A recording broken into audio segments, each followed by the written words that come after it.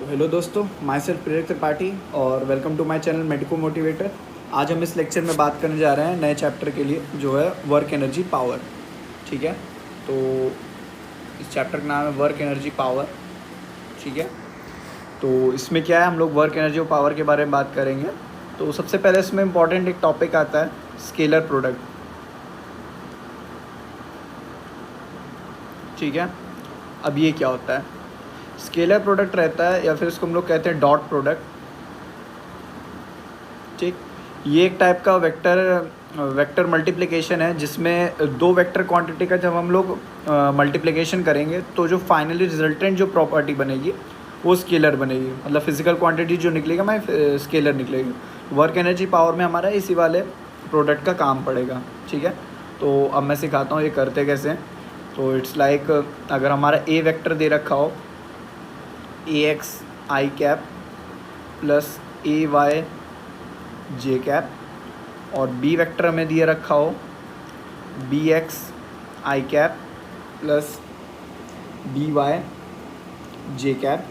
ठीक, तो अब हमें इसका प्रोडक्ट करना होगा। तो हम लोग कहते हैं इसका तरीका क्या होता है। मान लो एक ए वेक्टर है, ए वेक्टर, और दिस इज़ बी वेक्टर।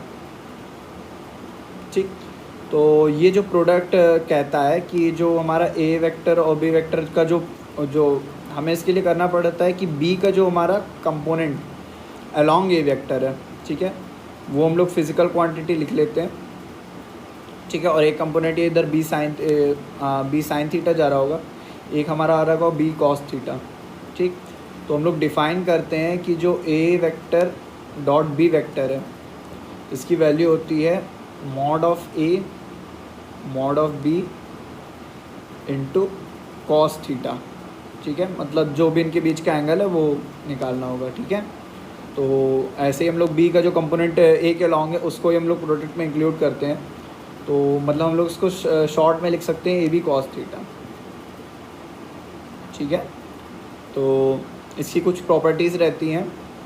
पहली प्रॉपर्टी तो रहती है कि A vector dot B vector is equal to B vector dot A vector.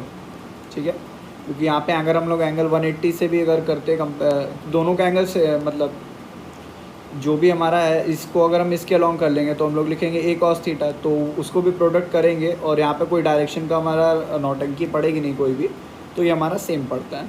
ठीक है, तो अगर ऐसे दे रखा होता है तो अगर एंगल दे रखा होता है तो मैं ऐसे सॉल्व करना होता है, वरना जो हमारा दे रखा होता है तो एक तो रहता है कि अगर हम आई से होगा डॉट प्रोडक्ट तो उसकी वैल्यू 1 आएगी, जे से जे की वैल्यू हमारी 1 आएगी, और के से के की वैल्यू 1 आएगी। ठीक है, और जितने भी कॉम्बो बनेंगे आई जे के या फिर आई और के, ठीक है, इनके बीच के सबके एंगल 90 आ रहे होंगे, तो कॉस 90 की वैल्यू हमारी होती है 0। तो इन सब के जो आंसर होंगे ये 0 आते हैं। तो अगर हमें कोई दो वेक्टर दे रखे होते हैं ए वेक्टर और बी वेक्टर, तो हमें बस इन दोनों क्वांटिटी का प्रोडक्ट करके लिख देना होता है, आई का आई से जे का। ठीक है, और बस वैल्यू में लिख देनी होती है। तो अगर हम ए डॉट बी लिख रहे थे तो हमारे ए डॉट बी की वैल्यू क्या आ जाएगी, ए वेक्टर डॉट बी वेक्टर की वैल्यू आ जाएगी ए एक्स बी एक्स प्लस ए वाई बी वाई। ठीक है, तो ये तो हमारी राम गाथा थी स्केलर प्रोडक्ट की। अब हम लोग आते हैं वर्क पे। तो वर्क को किससे डिफाइन करते हैं? ठीक है, वर्क इज़ डिफाइंड, वर्क को हम लोग डिफ़ाइन करते हैं कि कोई अगर फोर्स लग रहा हो F, ठीक है, तो फोर्स की डायरेक्शन में जो डिस्प्लेसमेंट हुआ होता है उस पर हम लोग, तो उनका जो प्रोडक्ट होता है उसको हम लोग वर्क कहते हैं। ठीक है, तो सिंपली जैसे हमने स्केलर प्रोडक्ट पढ़ा है, तो यहाँ पर भी एफ डॉट डी एक्स का जो स्केलर प्रोडक्ट होगा, ये इसका इंटीग्रेशन जब हम लोग करेंगे तो that will provide us the work. ठीक है, तो एफ डॉट डी एक्स होता है वेरिएबल के लिए। अगर कांस्टेंट रहता है तो हम लोग कांस्टेंट फोर्स के लिए हम लोग लिख सकते हैं F vector dot delta x vector, मतलब क्या कहते हैं, डिस्प्लेसमेंट उसकी डायरेक्शन में डॉट प्रोडक्ट करना होता है। सिंपली ये रहता है। और जब हमारा वेरिएबल फोर्स है तो हम लोगों को इंटीग्रेशन करके करना पड़ेगा। फिर हमारी बात आती है, एक रहता है हमारा वर्क एनर्जी थ्योरम। ठीक है, वर्क एनर्जी थ्योरम ये कहता है कि change in kinetic energy, equals to work done. ठीक है, ये थ्योरम हमेशा एप्लीकेबल रहता है। ठीक है, कोई भी फोर्स हो, कंजर्वेटिव नॉन कंजर्वेटिव। अभी मैं बताऊंगा कंजर्वेटिव और नॉन कंजर्वेटिव क्या फोर्स होते हैं। तो पहले मैं काइनेटिक एनर्जी का लिख लेता हूँ। Kinetic energy is defined as ½ mv², या फिर हम इसको लिख सकते हैं p²/2m। ठीक है, काइनेटिक एनर्जी क्या होती है? किसी भी मूविंग ऑब्जेक्ट की जो एनर्जी रहती है उसको हम लोग काइनेटिक एनर्जी से डिनोट करते हैं।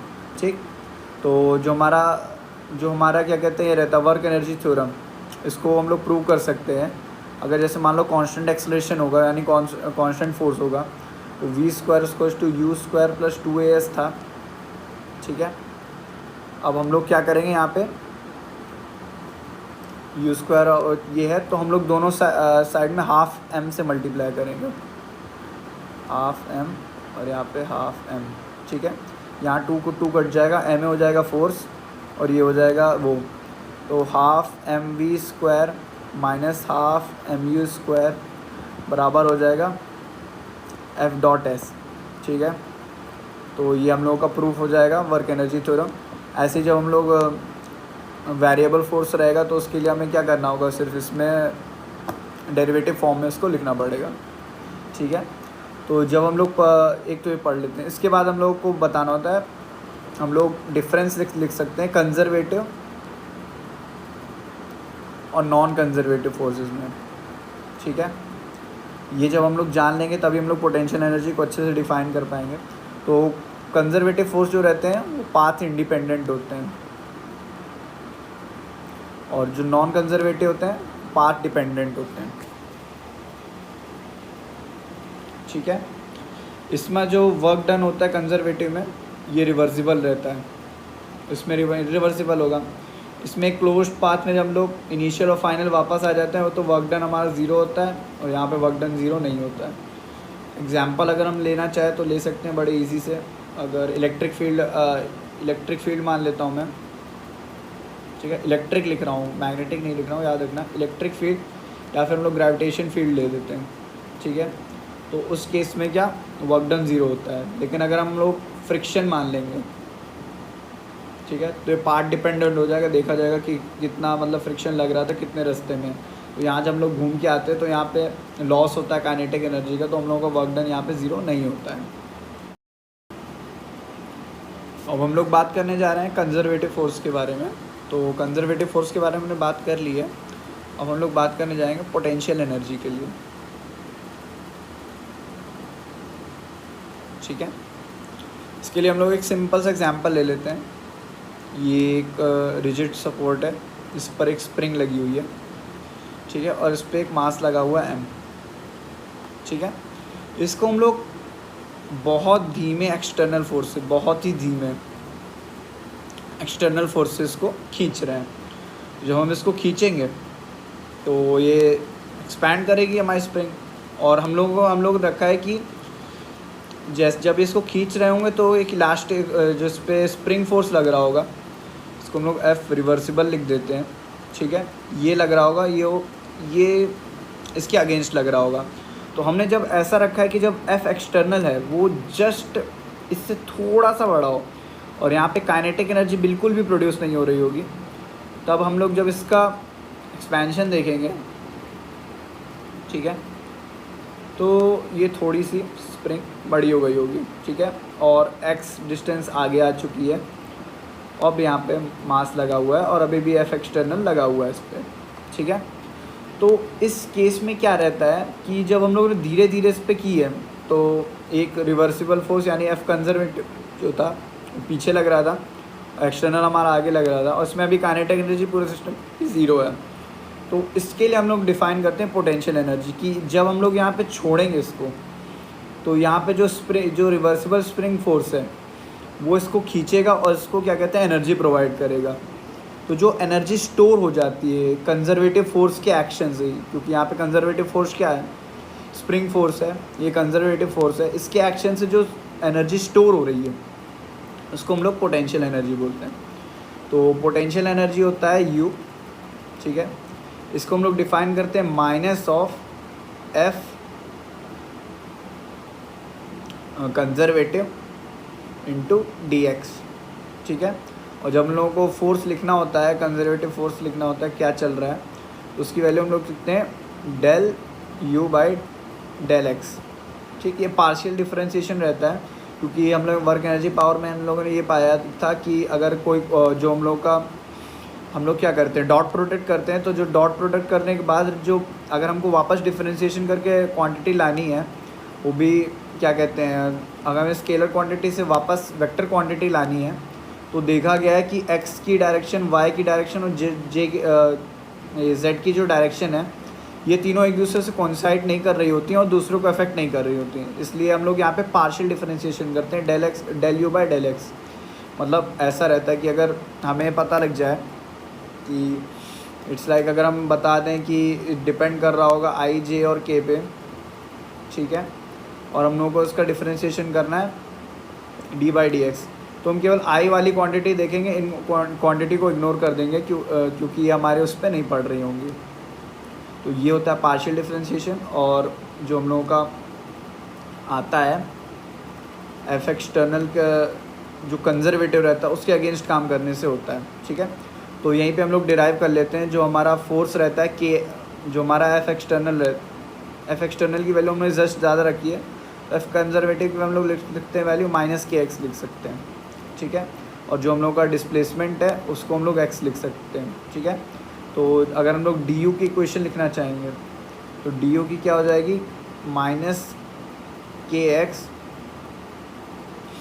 Into minus x minus D x, और इसका हम लोगों को इंटीग्रेशन करना है, तो माइनस माइनस उड़ जाएगा, ठीक है।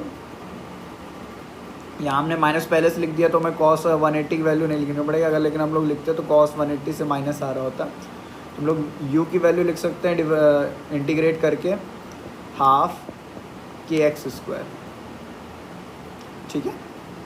तो ये हम लोगों का हो जाता है पोटेंशियल एनर्जी। अब एक चीज़ आती है कंजर्वेशन ऑफ